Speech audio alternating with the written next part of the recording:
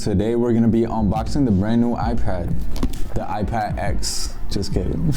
iPad 10. This is a brand new iPad and it's a weird one. So today we're gonna unbox it. I'm gonna give you my first thoughts on it. Is it worth your money? Who is it for? The specs, so you can make a better decision when choosing what iPad, because I feel like this year has been one of the most difficult years because there's so many options. A lot of people say this doesn't make sense, but I'm gonna tell you why it does. All right, so let's get into it. So this specific model is the 64 gigabytes. This is the most entry-level iPad you can get. It is $449. It comes with a 14 Bionic chip. So the same chip that was on the iPhone 12. It comes with a 4K 12 megapixel rear camera and a 12 megapixel front camera that you could record up to 1080p. It does support center stage, so you should be able to have that feature when you're on FaceTime where it follows you around. So let's take a look at these new colors. Right here we have the pink. I'm a big fan of pink. Let me know in the comments what color you will get. Oh, look at that. You know, we got the whole paper recyclable thing Apple got going on. But before we get into that, of course, you want to see if the Apple is pink.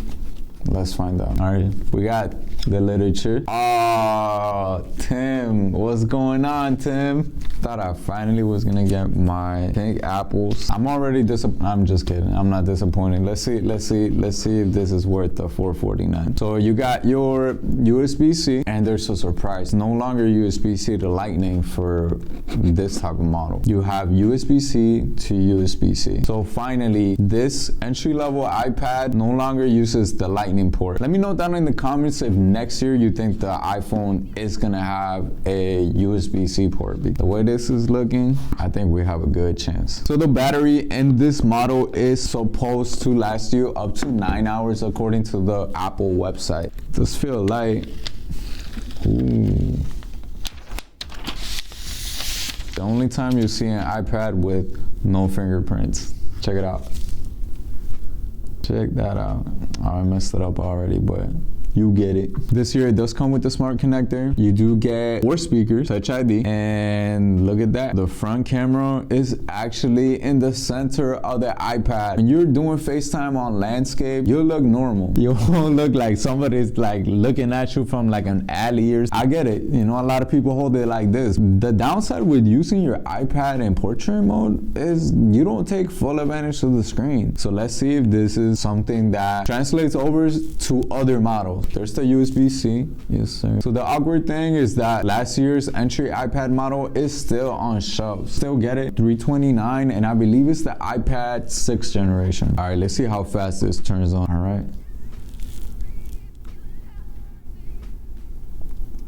Oh, what? Look, the Apple is sideways.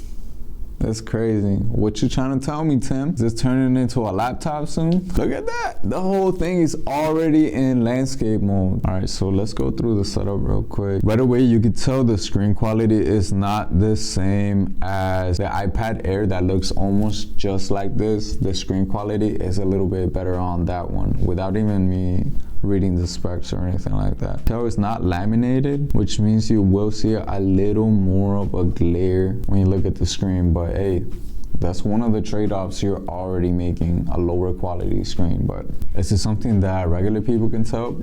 Probably not. If you haven't subscribed already, go ahead and hit the subscribe button because we'd love to have you here. And I can't tell you what to do, but if you want to do it, it's right next to the like button. They can be friends with you. Click them. Tim, we need this on the iPhone. Just give it to us. We're already paying so much money for it. Just throw it in there. All right, cool. You can change. Hi, I'm Siri.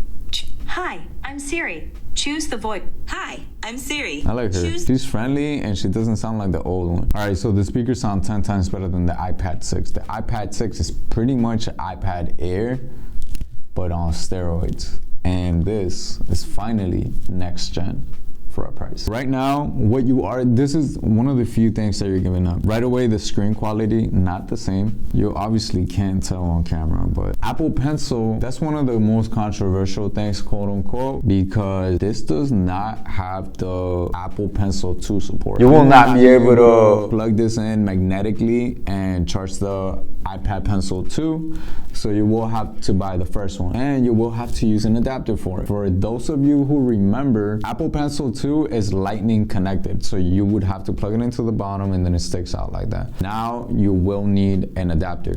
Luckily, if you buy it brand new, it does come with it, but I thought we were trying to reduce the amount of adapters and cables and things, but this requires something else. Check out the camera. Camera looks nice, looks crisp. It's not an iPhone 14 Pro now, but it's a decent camera. I mean, shout out to the people that take photos with an iPad, because that's different. Let's be honest, this is mostly gonna be, that camera mostly will be used for scanning documents and things like that. You're not gonna have a whole photo shoot with it.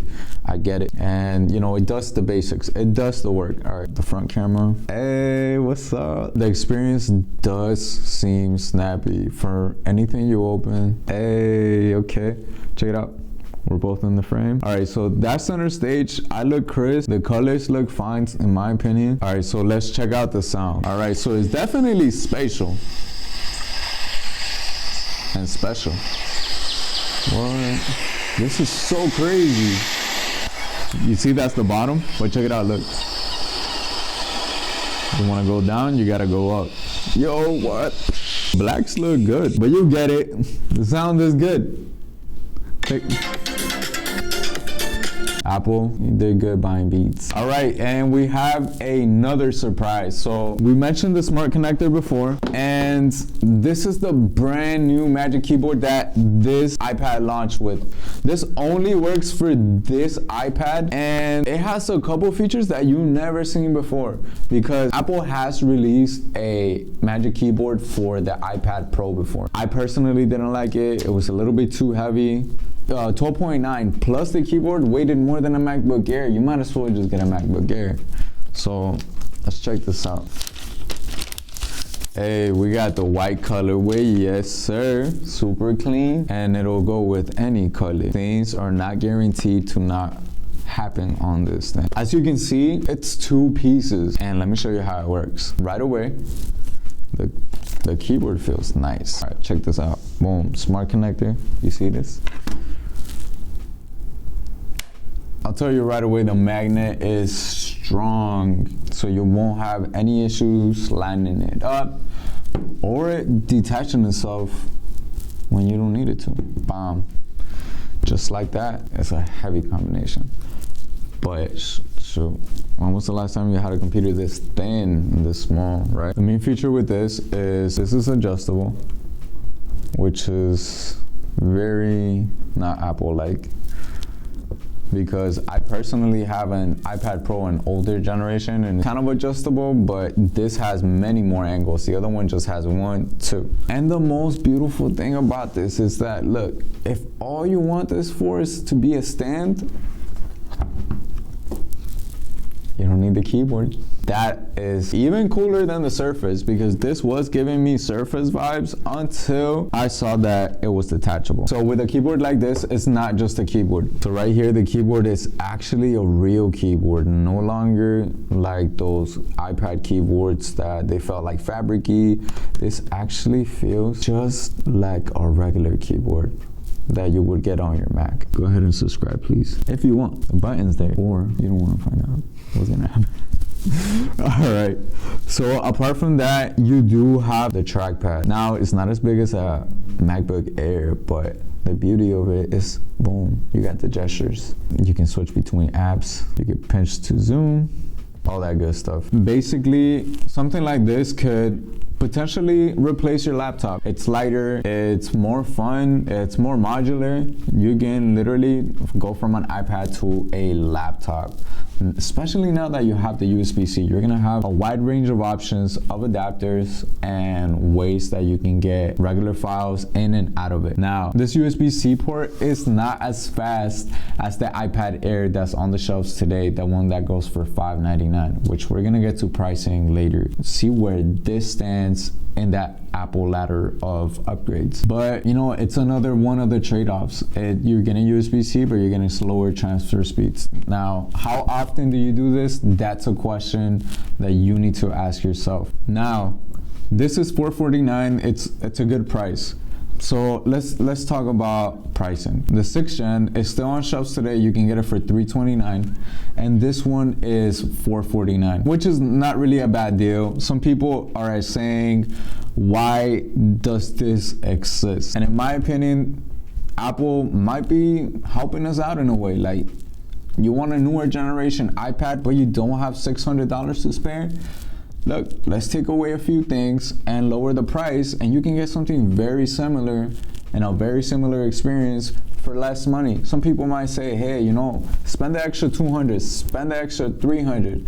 If you got it like that, okay, go ahead and spend it. But not everybody has an additional $300, $200, right?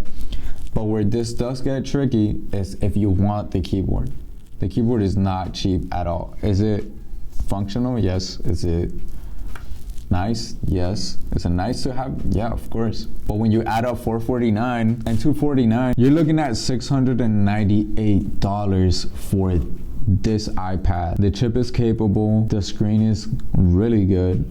It is a newer gen experience, but it doesn't necessarily justify itself, because right now in Amazon you could get like the M1 MacBook Air for around $799, $899, even brand new. You can probably get a older iPad Pro for around that price without the keyboard, but leaps and bounds more capable than this machine. So this has a customer, and I believe that customer is someone that wants a newer experience iPad, doesn't want to break the bank. And if later on they decide that they don't want to shop around for another computer for $1,000, go ahead and get the add-on for $249, and it could do a lot of the tasks that a regular laptop could do. So those are my final thoughts. Stay tuned for the full review and let me know what you guys think.